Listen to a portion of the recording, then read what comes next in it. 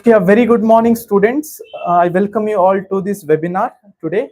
So I'm very thrilled and excited to have you all here. Okay, so today we are going to discuss the most technical thing. Okay, we're going to discuss IEEE latest IEEE project ideas, which will help you to bridge your gap or to shape your future. Okay, and career, of course.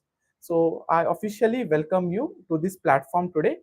Okay, so now let us discuss, okay, what are we are going to do in this webinar. Okay, so today we are going to discuss about latest IEEE project ideas in machine learning, deep learning, artificial intelligence, blockchain technology, and embedded systems. So we have done lot of projects, we have lot of transaction papers, we have thousands of transaction papers, but today we are discussing some of the papers, okay, which will really help you choose your project wisely. Okay, so before I dive deep into the project ideas, let me speak about the facts now. Okay, do you know that 70% of the project, whatever it is out there, whatever innovation is out there, comes from the student itself. Okay, student, basically the engineering student or student of the final year. Okay, the innovation that you see across in the market, 70% of it comes from the data itself of the students. Okay, so imagine you being a part of it. Okay, in the next way of technology. Okay, what if your final year project could make a change or make a headline? Okay, so today, we Techmia Solutions are here to help you bridge the gap between the academics and a final year project here. Okay, basically what happens is, academics is one part. The things that you learn from first year to final year is different than what project you choose. Okay, so Techmia Solution is here to help you bridge this gap. Okay, help you build a final year project that will definitely shape your career. Okay, so now, why this webinar? Why this webinar is all about? What is this webinar all about? Okay, so as a final year student, okay, so all about to be final year students, okay, you are at a crucial stage of your life, and choosing a very good final year project will shape your future. Okay, so basically it will shape your future. So now today we shall discuss deep into how Techmia solution works. Okay, and what we are gonna do in this webinar. Okay, let me introduce about the Techmia solution. Techmia solution comes up with a solution to bridge the gap between the academics and a student. Okay, it will help student build its project. Nowadays you must have imagined that college is asking you to build a project, okay, which is really difficult, okay, which is out of your domain, whatever that you have learned so far. So Techmia solution is here to help you build this project. So basically Techmia solution is a company, okay, it is a research and development based company. So here we help students build their project, okay, from end to end, the things that they are not getting through the college. Here in this platform, okay, we help students to come together, see the end to end process building of a project. Okay, so that you will not have any problem in your future discussion, future course. Okay, and also help you to shape your future and get a very good job placement in a top companies. So this is the motto of Techmia solution. So let me start a webinar. Okay, I have created a presentation where we are going to discuss some of the important IEEE projects. Okay, so let me share my screen.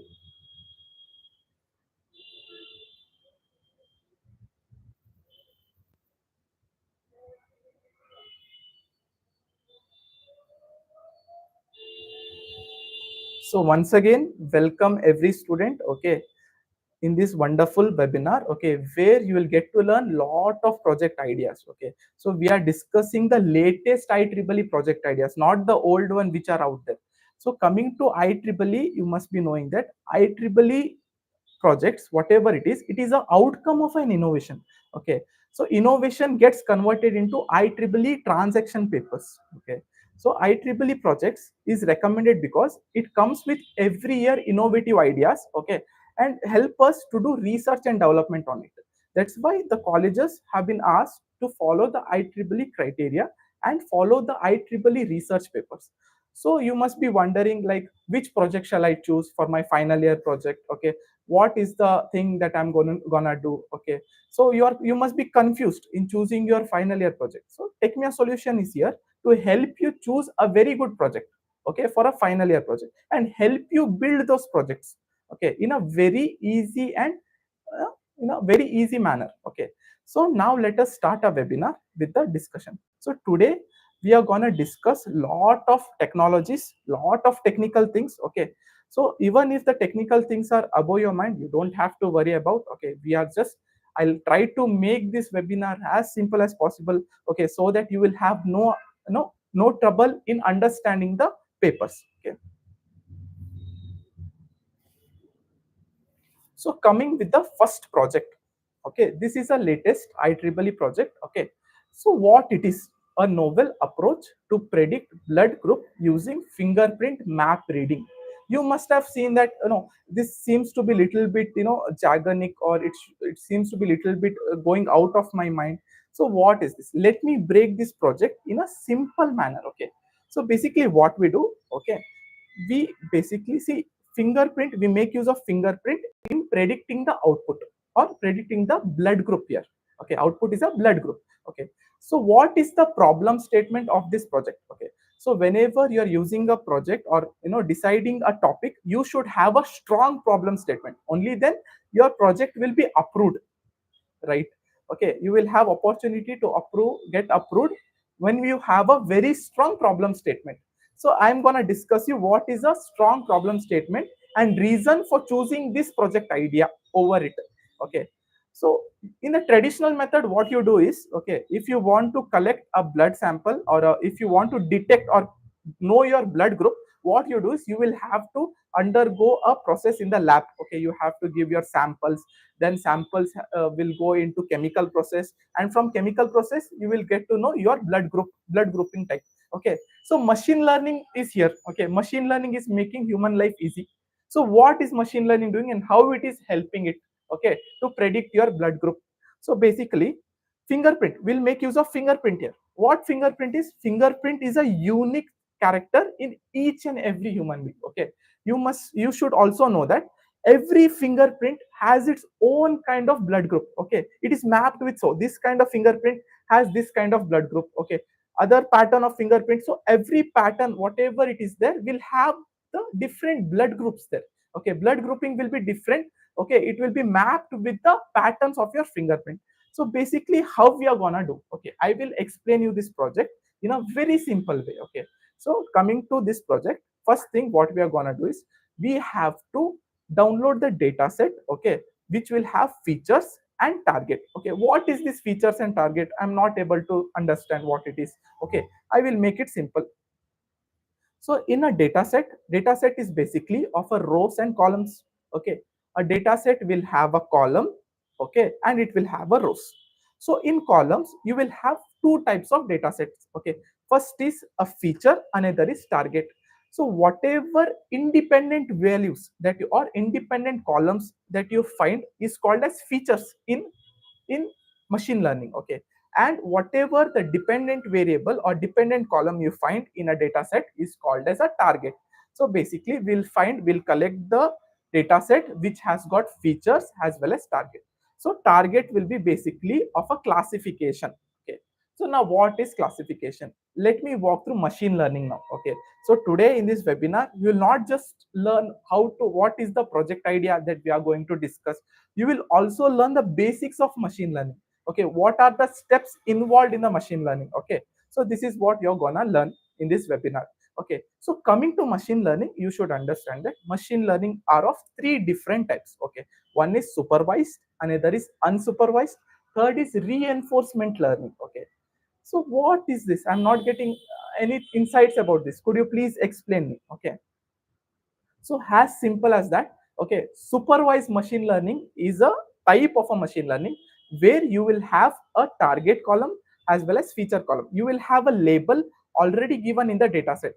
For example, I will take an example. Okay, so imagine you have a data set, okay, where you have three inputs, three independent variable: student ID, okay, then CGPA, okay, then marks, and output is whether you will get placement or no. Okay, it can be 0 or 1. 0 is for placement, sorry, 1 is for placement, 0 is for no placement. Okay, imagine you have a data set, okay, having three input feature, that is student ID, okay, and CGPA another, and marks. So based on this you have a column, that is dependent column, that is whether a student will be getting placement or not, that is 0 and 1. So you can imagine this to be a data set. Okay, so here you have a column, okay, you have a column of target value, which is basically telling you labels, which is basically giving you labels. So all this label kind of data set comes under the category of supervised machine learning. Okay, so this is one type of machine learning. Second type of machine learning, if I have to discuss, that is unsupervised machine learning. So basically what is it? Okay, what is unsupervised? So in the previous example I took an example of a data set which has a independent variable and a dependent variable. Okay, so here in unsupervised machine learning, okay, you will have only independent values. Okay, you will not be given any dependent values or labels. Okay, for example, imagine that you are going to a shopping mall, okay, and you have a data set. Okay, people shopping for different smartphones. Okay, people are basically shopping for different type of smartphone. If you go to a Reliance Digital or if you go to Chroma and you collect the data set, but you will not have any target column there. People come, they buy different smartphones. Some suppose imagine in a day 100 people walk into a showroom, and 10 people are buying Redmi smartphones, 20 people are buying Samsung smartphones. Okay, rest people are buying some XYZ smartphones. So here you have a data, but you don't have a target column. Okay, basically what you do something called as clustering based on the input data. So you will put all these users into one category. So Xiaomi or Redmi people will have one category, iPhone users will have one category. Okay, so you will not have any kind of target column here. So this is what unsupervised machine learning is. So coming to reinforcement learning, so artificial intelligence works on this reinforcement learning. Okay, so these were part of machine learning. As you know that machine learning is a subset of artificial intelligence. So coming to reinforcement learning, so what is this reinforcement learning? Okay, basically, okay, so you are given an environment. Okay, I'll take an example and explain you. You don't know cooking, okay, and you are sent to a kitchen. So kitchen is your environment here. Okay, and I'm asking you to prepare a omelette, egg omelette, and give me. Okay, this is what reinforcement learning is. Okay, so I'll give an analogy. Okay, you are given a kitchen, you don't know how to cook. Okay, and I'm asking you to prepare a omelette and give me. Okay, you will have all the ingredients there, but you will not know how to make it.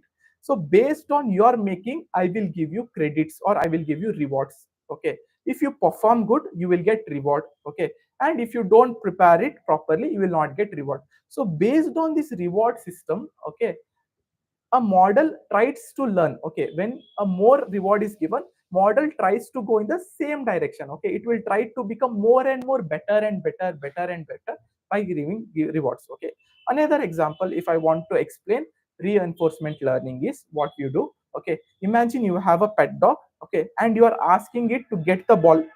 Okay, you throw a ball over it and you expect your dog to go collect the ball and give it on your hands. Okay, imagine if your dog or pet does that, you will give it reward may be a biscuit or it can be anything as such. Okay, so this is a simple example. Okay, based on this, your model will learn. Okay, your model will learn to perform, how to make better prediction, how to be better time to time. Okay, similarly, chat gpt and LLM models, large language models, whatever you find out there, works on the same reinforcement learning. Okay, so every day model tries to improve based on the rewards that are being given. Okay, so coming back to this project, let me explain you, okay, what we are going to do. Okay, first we will collect the data set, okay, which will have input columns and output columns. Input columns are also known as features, output columns are known as target. Okay, so for these kind of patterns in fingerprint, it will have a target column, that is A positive. Okay, for this kind of pattern, target will be B positive. For this kind of pattern, target will be AB positive. Okay, it can be anything, negative and all. So what we do is we collect this model. First we collect this data set. So how do we collect? Okay, what is the process? Can you please explain it? Yes. I'm going to explain you complete end-to-end process here. Okay, so what we are going to do, we will collect the data set. First, once the data collection is done, we do data pre-processing. Okay, which is also known as feature engineering. Okay, I will try to explain you in a very simple analogy so that everybody should understand. Okay, so what is the next step after data collection? We do data pre-processing. Okay, so what is the first thing that we are going to do in data pre-processing? First thing what we are going to do is we are going to look for the missing values. Okay, some data set will have missing values or null values. Okay, so what we do, we use a famous library in Python called as pandas, numpys. Okay, so first we make use of pandas, and there is a function called as isNaN. Okay, isNaN function will tell you whether there is any missing value in your data set or not. If a missing value is found, okay, what is the next process? If you ask me, the next process is filling those missing value. Okay, you have again a pandas function called as fill na. Fill na is nothing but fill missing values. Okay, and how do you want to fill? Okay, you have three options there. You can fill using mean, you can fill using mode. Okay, you can fill using medium. Okay, so these are the options given to you. Okay, and what is the next option, sir, if you ask me? Okay, there is something called as imputation techniques. Okay, it is found in the sklearn library. Okay, in sklearn library there is something called as imputations. What you do in imputations, basically you import the library. Okay, and you make use of the same things. Okay, instead of writing a big code, what you do, you call that imputation library, and you tell your data set or Jupyter notebook. Okay, what are the parameters you're looking for to fill those na values. Okay, you can give mean, you can give mode. Okay, you can give median also. So this is what first thing that you do. Okay, once this thing is done, okay, next step is what? Balancing the data. Okay, suppose imagine you are building a machine learning model which is supervised machine learning model.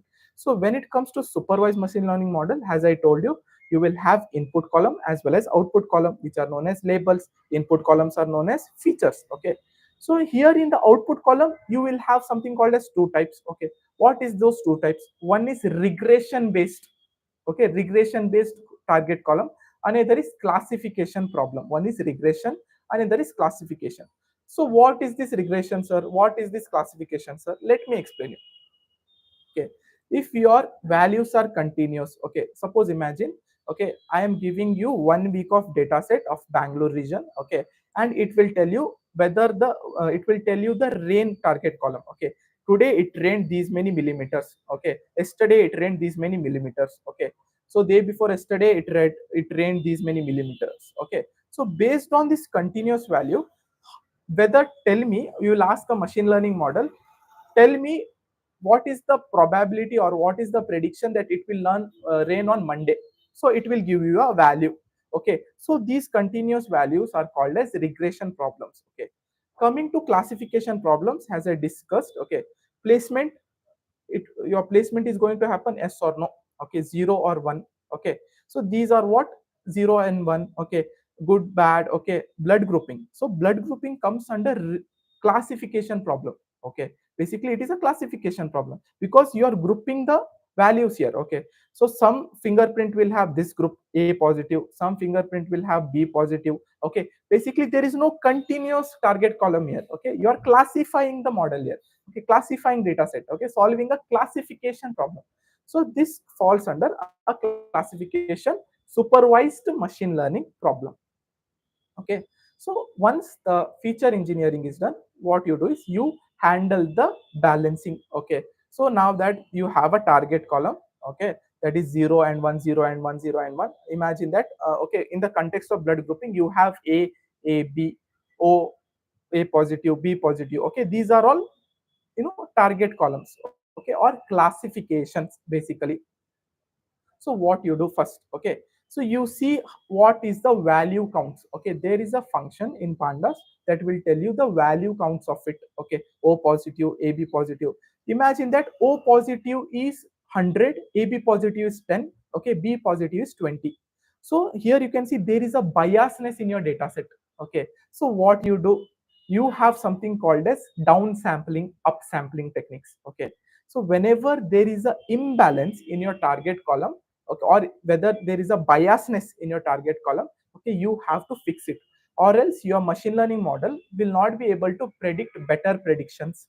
Okay, so how do you handle this stuff? Okay, basically what you do, you import libraries called as SMOT, and SMOT will basically downsample your data, okay, or it will upsample other data. So imagine you have O positive to be 100, okay, A positive to be 10, B positive to be 20, okay. So you apply sampling techniques, okay. Now it becomes AB positive will become 100, B positive will become 100, okay. Now that your data set is balanced, so it will go through proper thing and it will make better predictions. Okay, this is a part of pre-processing. Okay, once the pre-processing is done, okay, next step is, okay, pre-processing, once it is done, what is the next step you're going to do? Converting the categorical values into numerics. Okay, suppose imagine you have a target column that is encoded in good, bad, okay, A, B positive, O positive. Okay, coming to this context only, machine learning model cannot understand categories, okay, cannot understand strings, okay, basically object data types, it cannot understand that.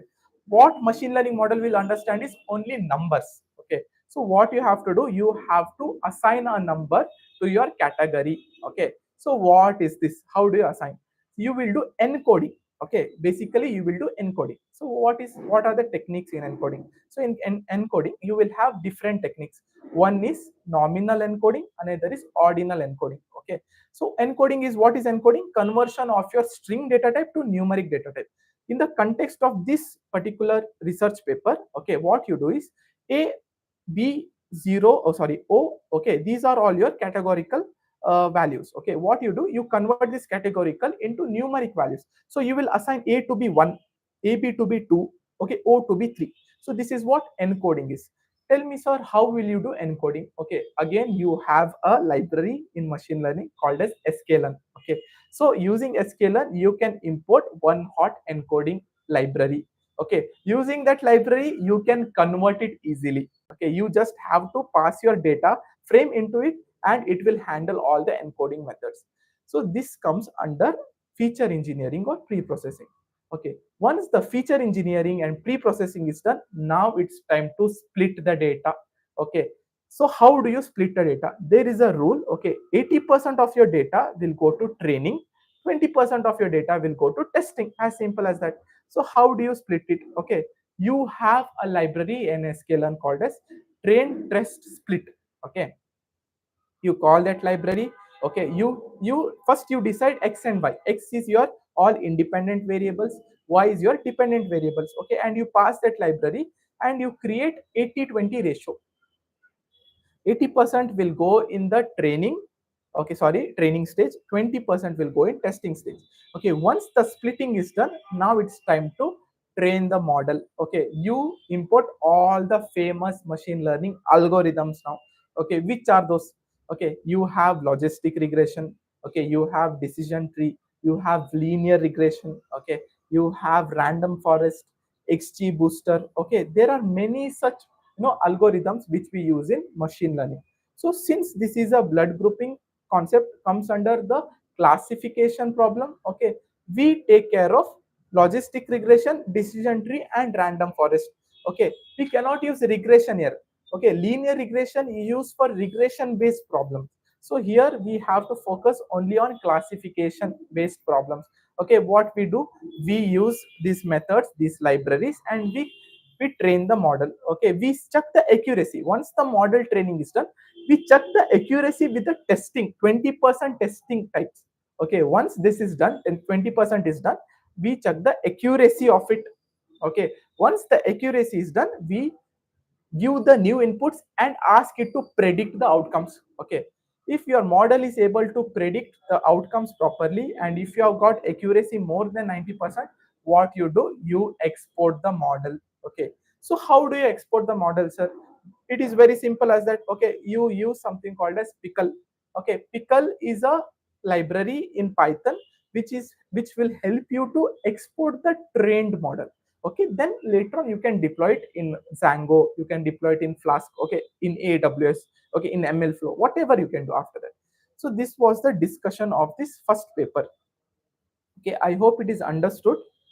Okay, so you can put yeah. Yes, Somya, this will be this is a live session. It will be available later also. Okay. If you have any problem, you can put me in the chat box. Okay. Is my voice everything clear, right?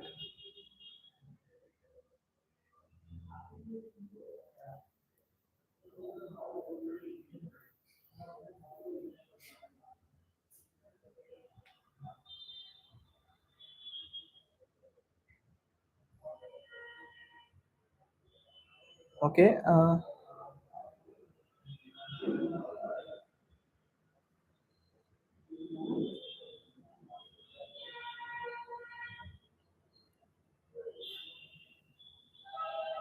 If you have any queries, you can post me.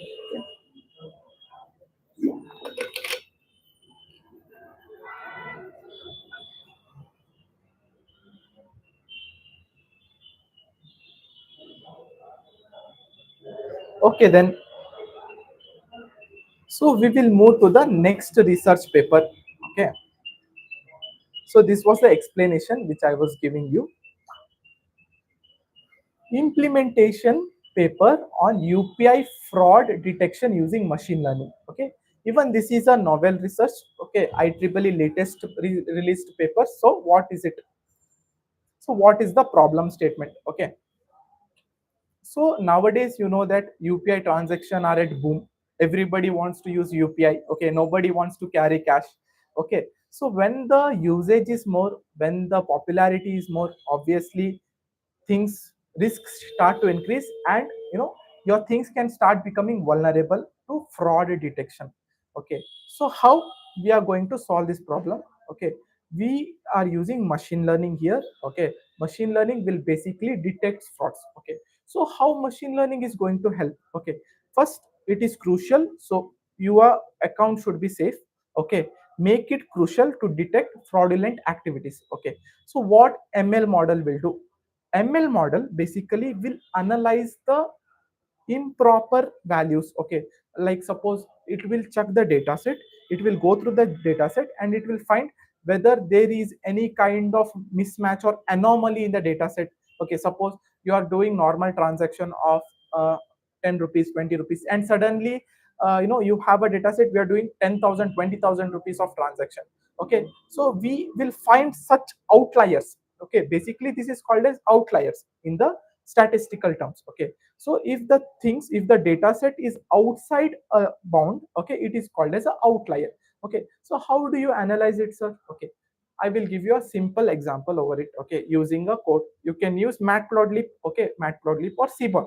Okay, these are famous libraries used for data visualization. Okay, you can draw a graph and see. You have something called as box plot. Okay, what box plot will do? It will tell you what are the outliers in your data set. Suppose imagine you have a data set. Okay, you have gone to a college. Okay, and you find a age data set there. Okay, imagine that you have gone to a 10th standard. Okay, and you will find age to be somewhere about plus or minus 17 or 16, right? Suddenly you come to know that there is a student whose age is 23. Okay, he becomes out of the box. Okay, basically he will be called as an outlier. So in the normal transaction also, okay, when you're doing simple UPI transaction, suddenly there is a huge money transaction is happening. Okay, and that is feeded in the data set. Okay, so what will you do? It is basically treated as a fraud, right? Somebody has done fraud with you, somebody has stolen lot of money from your account. Okay, so how do you explain this project? Basically what we do, we download the data set. Okay, which will have a target column of your UPI transaction. Okay, and if there is a outliers, okay, you will have target columns like fraudulent, okay, normal transaction and fraud. Okay, basically it is a binary classification once again. Okay, fraudulent transaction, one thing, another is what, secondary is normal transaction.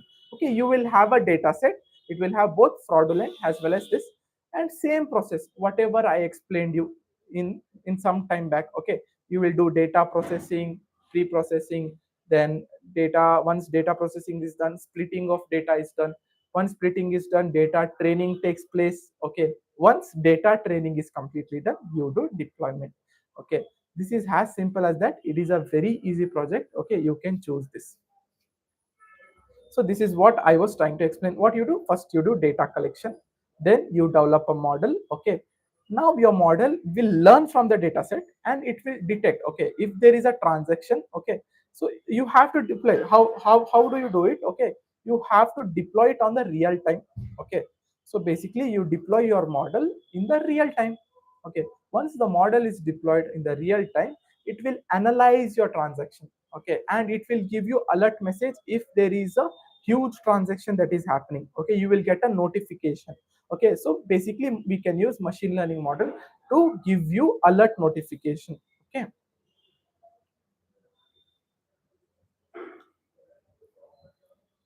so coming to a very good research paper which I came across in IEEE, that is making voting system transparent using blockchain technology. Okay, so I know this blockchain technology seems little bit jargonic or little bit complex. Okay, I will explain you what blockchain technology in a simple manner. Okay, first I'll tell you what blockchain is. Okay, so basically blockchain is a decentralized system. Okay, decentralized digital ledger, what you call. Okay, forget about all these things. Decentralized means, okay, it does not come under anybody's authority. No authority will have control over it. Okay, this is what decentralization is. Let's make a distinction. Okay, let's make a break and explain what is a block. Block is basically your data or records. Okay, it's as simple as that. Block is nothing but your data. Okay, whatever data it is. Suppose imagine, okay, we are playing a game. Okay, and I am asking you to write your favorite ice cream flavor. Okay, suppose imagine we are all 10 people. Okay, I'm asking you to work, I'm asking you, write your favorite ice cream flavor. Okay, so you write it in a notebook and you give it to me. Okay, this becomes a block. So as long as your friends keep on giving me that notebook, it becomes a chain. Okay, basically you have a block. Block is nothing but the data or the record, whatever it can be. Okay, so you go on adding the data, it forms a chain. This is what blockchain technology is. Okay, so what is the benefit of using this? Okay, imagine if you are playing a game with me, everybody will know your favorite flavor.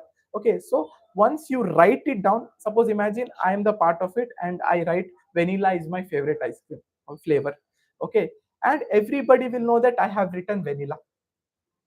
Okay, and my friend, if my friend is also playing, I will know its flavor. So I will have no scope of changing it. Once I write it, it is permanently locked. Okay, okay, once I write down and I create a block, it is like permanently locked. You cannot change it at all.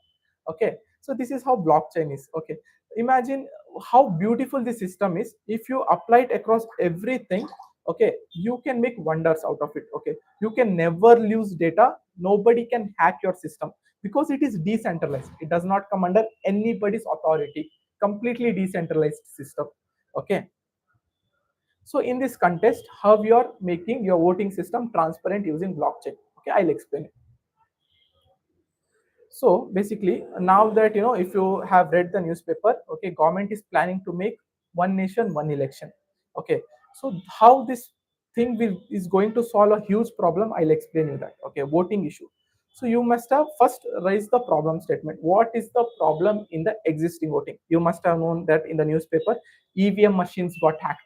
Okay, you can see EVM machines got displaced. Okay, people have taken in the booth itself, they are taking and shifting it to some other places. Okay, they are doing fraudulent activities. Okay, they are tampering the data, manipulating the data. Okay, you must have seen all this problem statement in your news channels nowadays. Okay, so integrating blockchain will solve all these problems. Okay, how it is going to solve? Okay, so a physical voter need not have to go to a booth. Okay, poll booth. Okay, he can do it online. Once he cast his vote, okay, his vote get registered on the online system itself. Okay, blockchain. A block is created on this vote. Okay, now you can tell me, sir, you were talking about ice cream and you know vanilla flavor. I knew what my friend's flavor was, right? So basically, if you keep it transparent, other people will know to which candidate you had voted for or casted your vote. Okay, so blockchain also solves this problem. there is something called as encryption. Okay, here you encrypt your data and send, and you will have that keys with you. Basically, not proper encryption happen, there is something called as hashing. Okay, hashing technology is there, something like hash 01. Okay, your data will be encrypted, and only you will be having that key to access your data.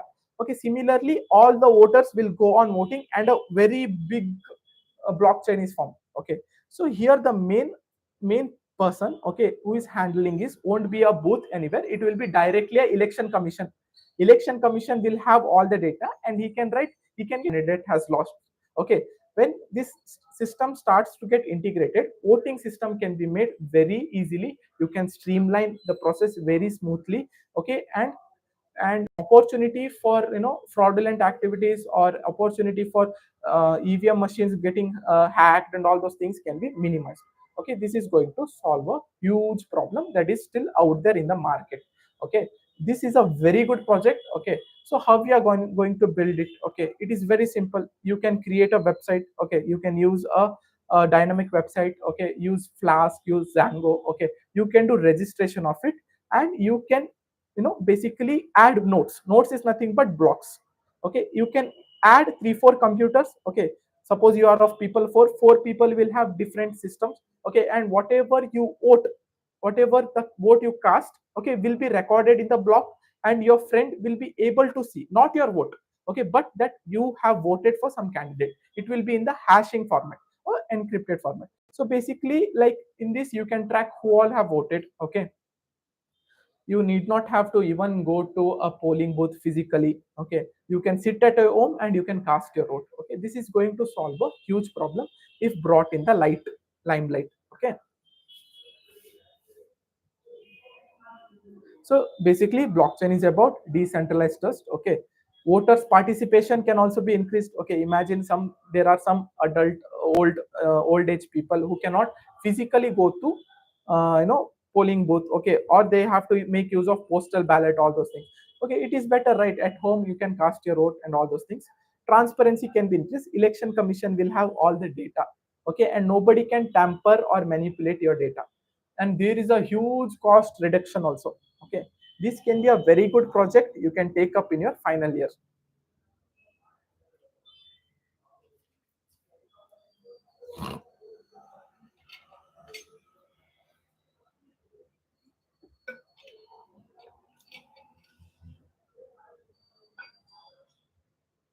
So coming to next project. Okay, what is it? Deepfake detection using convolution vision transformer and convolution neural network. Okay, this title seems to be little bit complex, but it is very simple. Okay, let me explain you what it is. So you must have heard of deepfake. Okay, you must have heard of deepfake. Donald Trump speaking something. Okay, Joe Biden is speaking something. Narendra Modi is speaking something. Okay, which is really not that. It is a AI generated video. Okay, this is what deepfake is. So in this AI generated world, or in this AI booming world, it is very crucial to detect all these fake detections also, deepfake videos also, because it can be very dangerous. Okay, anybody can mimic your voice, anybody can mimic your face, and you can create a video out of it, and it will look realistic also. Okay, it will be like 100% that the same person is speaking in front of the camera. Okay, this is how AI is dangerous sometimes. So it is very crucial as a final year student or an engineering student to decide such project and work on these technologies. Okay, so that a huge problem that is there in the market can be solved. Okay, so what is a deepfake detection? Deepfake is a artificial generated or manipulated videos where a person face as well as voice is replaced with someone else. Okay, this is what deepfake is. So how we are going to build this model? Okay, let me walk through the step. So here you will learn something about deep learning. Okay, machine learning is not involved in this project. We are talking about deep learning, that is neural networks. Okay, so whenever you are using a data set which has got algorithm, or best neural network is CNN algorithm. CNN basically stands for convolution neural network. Okay, these are very good perfect fit algorithm for image and videos. Okay, If your data set contains numerical values or structured data, then machine learning is best. If it is unstructured data such as images and videos, CNN algorithm is best. So I will explain you what CNN is. So it is a completely deep learning project. So how you can build this project? Okay, you have something called as steps in CNN algorithm. Okay, I have shown this step. Okay, this is how the typical CNN algorithm works. Okay, imagine that there is a input image. Okay, here you can see the duck image. Okay, so what basically happens is your image should be converted to new numbers, because machine learning model cannot understand images. So what happens is you use library called as NumPy, and NumPy will matrice your images. Okay, it will create a three-dimensional matrix. Okay, and three layers. Basically, it will have BGR layers, blue, green, and red layers. Okay, and it will assign a number to each layer. Okay, so conversion of numerical number is done first. Okay, this is what convolution is. Once the convolution is done, pooling is done. Pooling is done to reduce the features or maps. Okay, basically, if the number is huge, number is getting reduced one by one. Convolution is adding more features. Okay, suppose imagine, see, kernel is able to extract just the skin of it. Okay, just the cheek of it. Okay, and processing is going on. Okay, pooling is basically adding more such features. Okay, so what is the, so before ending this thing, okay, you should understand the difference between machine learning and deep learning. Okay, deep learning learns things on its own by looking at the input image. It will try to extract unique features and it will try to compare. Suppose if I give an example of a cat and dog. Okay, you give the values to your deep learning neural network. Neural network will, it will construct a neural network. Okay, neural network will basically have weights and biases. Okay, based on these weights and biases, layers are built. Okay, once the layers are built, okay, you have something called as activation function. Okay, once the activation function is done, it will predict the outcome. Okay, and this outcome is compared with the outcome of your image. Okay, if there is a difference, okay, since it is a machine, it is an input, so there will be a difference. Okay, what you do, this difference should be minimized over the time. Okay, this is called as loss function in deep learning. Okay, this is called as loss function. Okay, you get a elbow like curve. Okay, it's a very beautiful concept, comes in the deep learning. So your agenda is, or your, after all, your strategy is to reduce this loss function over the time. So what you do, you perform back propagation here. So once the output column is done, basically back propagation is happening. Okay, so once the next column input value is come, again it goes through the same process, and output is generated. Output is compared with again the input value, and it will see the errors. Okay, you have different error methods also, it comes in the statistics, called as mean squared error. Okay, RMSSS. Okay, these are all erroring methods. Okay, so your end goal is to reduce this loss function over the time. Okay, so this is how a CNN algorithm works. Okay, it has to undergo three steps. Okay, once pooling is done, convolutions are added. Okay, pooling, what is pooling? Your three-dimensional data, okay, three-dimensional matrix is converted to one-dimensional matrix, which is also called as flattering here. Okay, flattering layer is nothing but conversion of your three-dimensional matrix, or if in case if a video, it is a four-dimensional matrix, should be converted to one-dimensional matrix. And hidden layers. Okay, this is what hidden layers are. Okay, basically training is happening place, and based on that a value is assigned. Okay, Donald, Goofy, and Tweety. Imagine this to be Tweety. Okay, Tweety is given 0.7. Okay, sorry, Tweety is given 0.7. That means your machine learning is, your deep learning architecture is able to learn, and it is able to give a output. Now output is compared with a Tweety output. Okay, once the loss, once there is a difference, so 0.9 should be the output, you got 0.7. So there is a difference now of 0.2%. Again you do back propagation, you feed that data once again in your neural network, and again you have to undergo the same process. So your end goal in CNN algorithm is to reduce the loss function.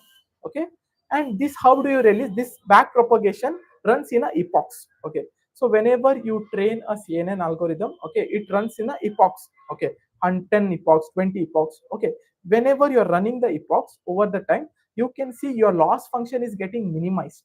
Okay, over the time loss function gets minimized and your model will train better. Okay, now if you show an image to a deep learning architecture, it will show that what it is. If you show Donald, it will show it is a Donald. Okay, it will assign 0.9 as a value. That means it is confident, 90% confident that it is Donald. If you show Tweety, it will tell you that it is 80% sure that it is Tweety. Okay, this is how a CNN algorithm works. So you can make use of same thing in this project. So another important latest project idea in IEEE is FISM. Okay, FISM. What is this FISM? It is a new thing. Okay, so let me explain you what is this FISM. Okay, FISM is basically detecting website. Okay, detecting malicious sites. Okay, that trick users. Okay, into sharing personal or financial information. Okay, basically it tricks users, or it is a malicious website. Okay, what it will do, it will trick users to share personal information. Your personal information, your transaction, everything gets leaked when you visit such websites. Okay, and the problem statement is we have to detect such websites and blacklist it. Okay, this is what the objective of this IEEE project is. Okay, you build a website using machine learning. Again, this is a project of machine learning. Okay, so similarly you train a data set. Okay, you add input columns. Okay, input column will have a fraudulent website and a normal website.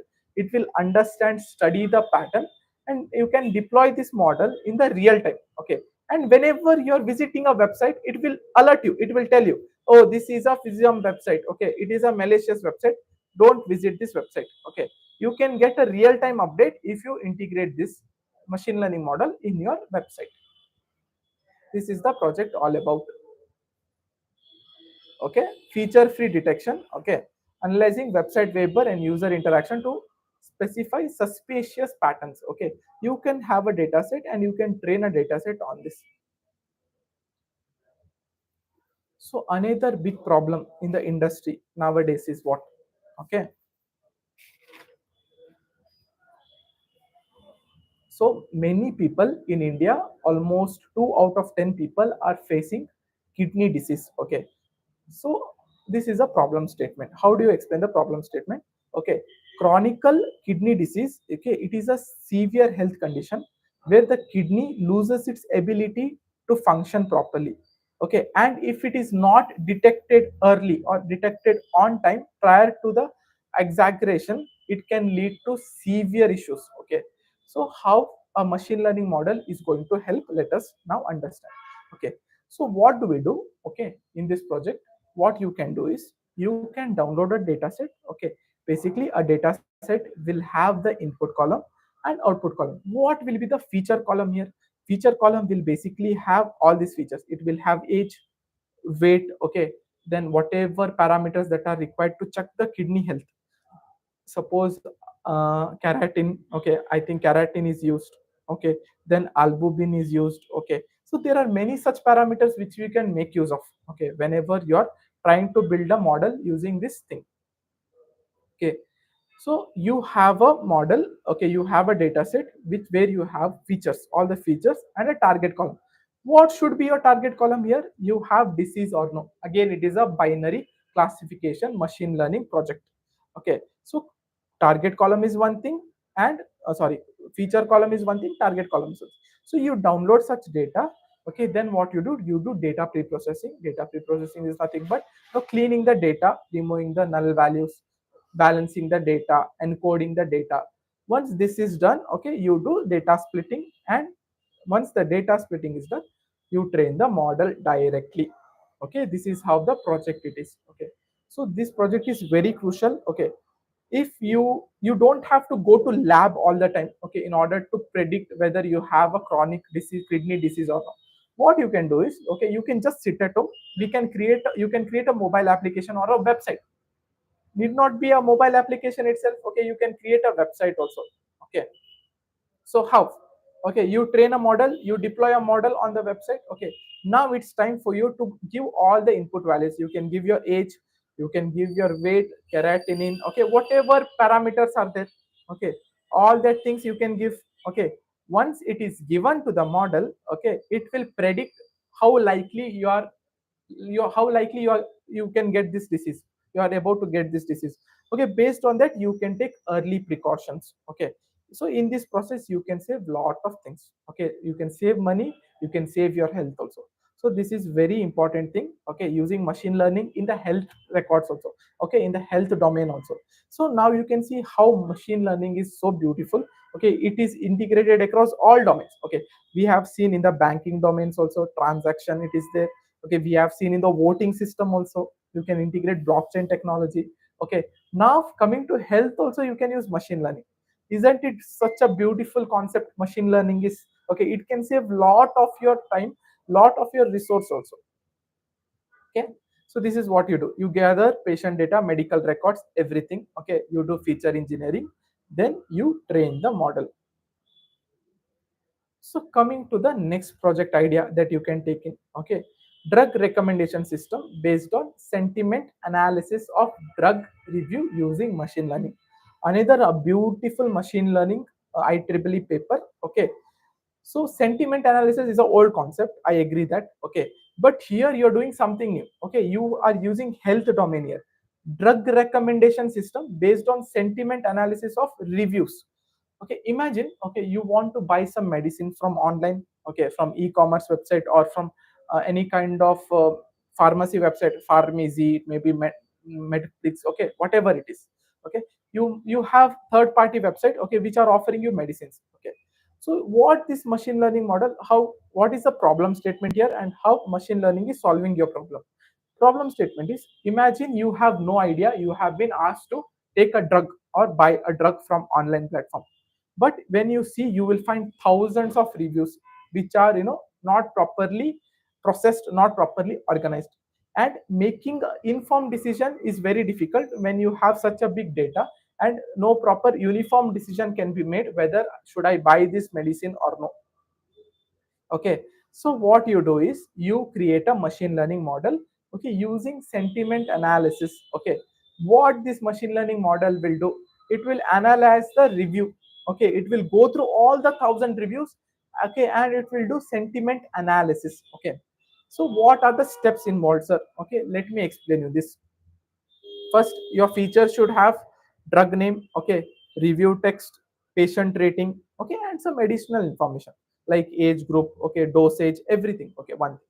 So now you have to do pre-processing. Here, whenever you're dealing with a textual data, pre-processing will be different. Okay, so pre-processing which you used to do for others is different. Pre-processing that you are going to do for this project will be different.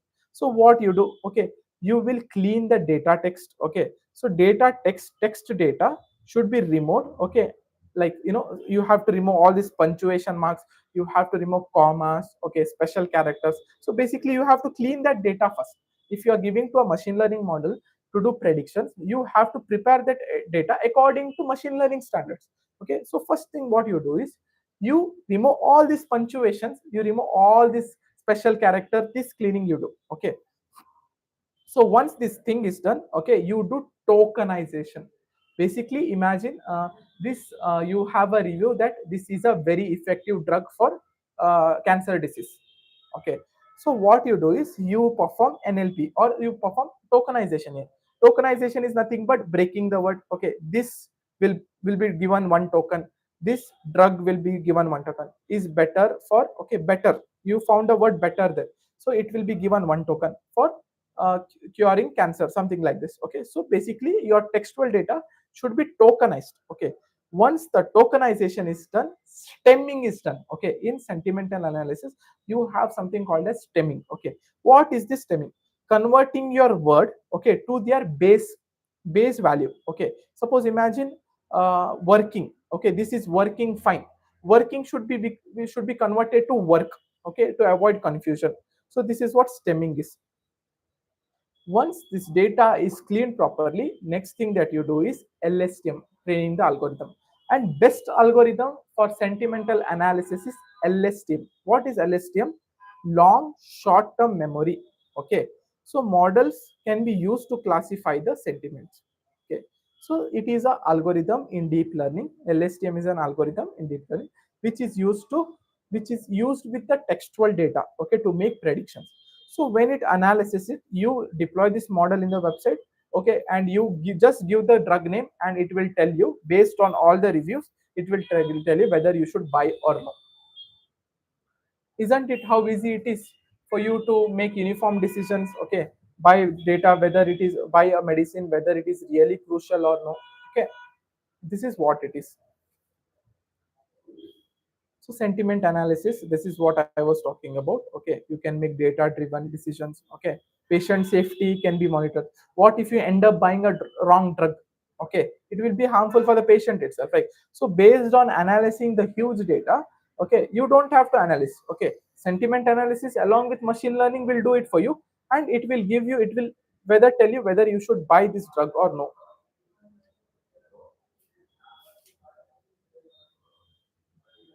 Okay. So coming to the next project here, okay, this is another important IEEE project. Okay, what this project is all about?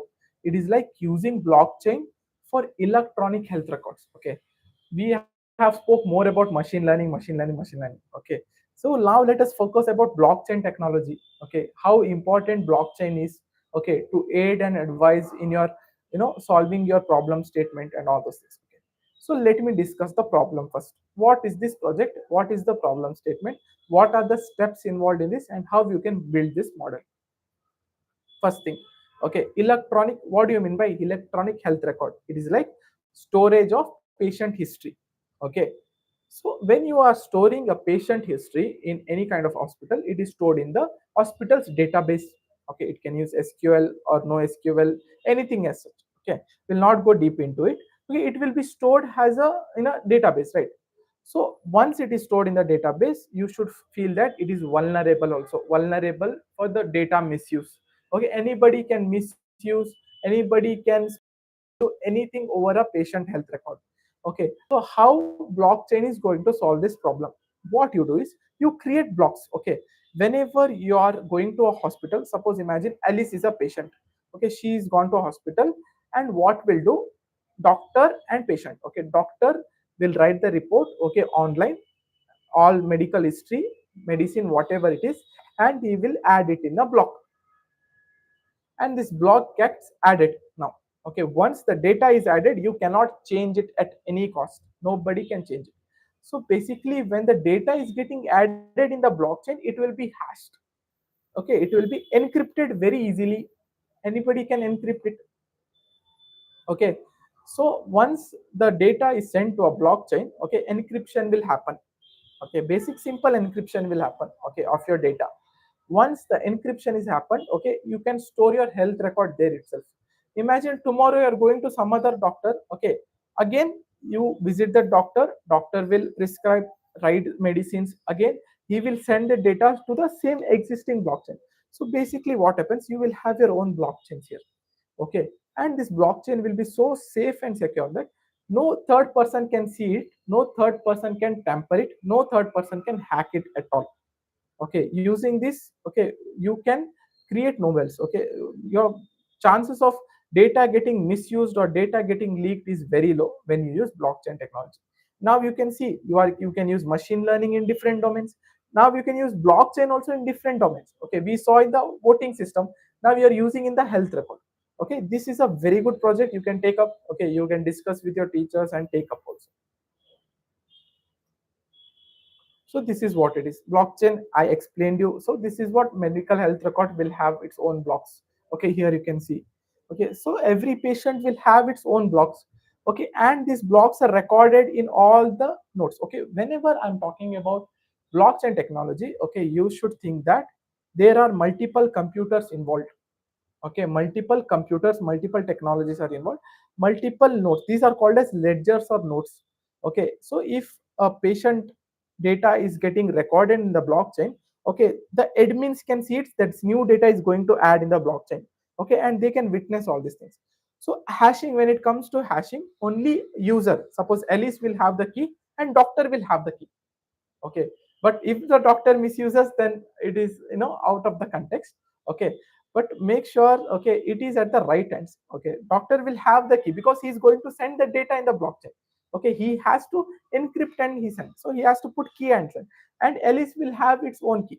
Okay, And other nodes, computer people can only see the data getting added in the blocks. You can make addition also, you can make updation of data also here. Okay.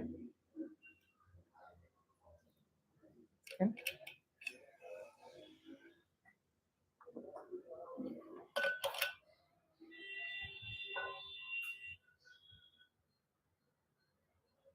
Okay, so much of machine learning, so much of blockchain. Okay, we will move something towards embedded systems now. Okay, even this is a very good novel project. Okay, so coming to embedded domain is a booming domain, as we all know. Okay, what is an embedded system? Basically, embedded system is an integration of both hardware and software.